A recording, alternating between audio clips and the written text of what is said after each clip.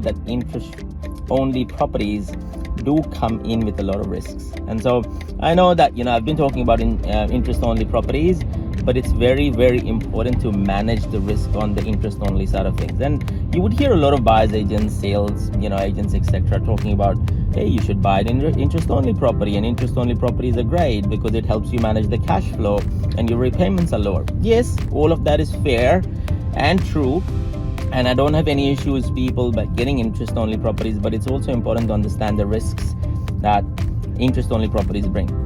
So number first, the interest only properties do actually reduce your borrowing capacity. They don't increase your borrowing capacity.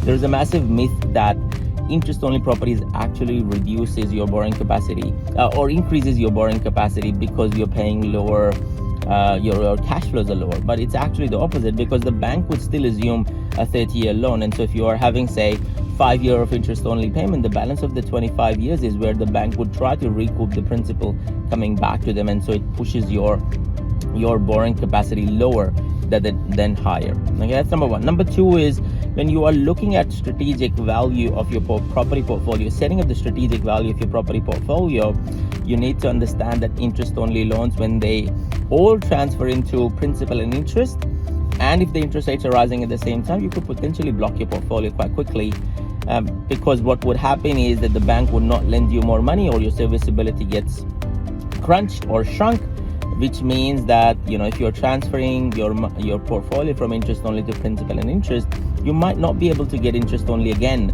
because the banks might think that, you should not be allowed to borrow any more money.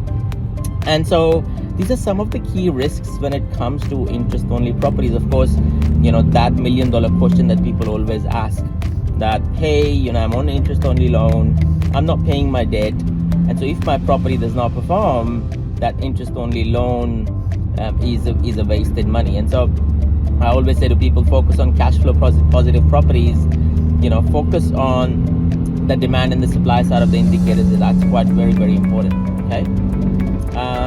Thank you very much. Lovely to talk to you guys. Be happy, stay safe, keep investing. This is Moss checking out. Adios.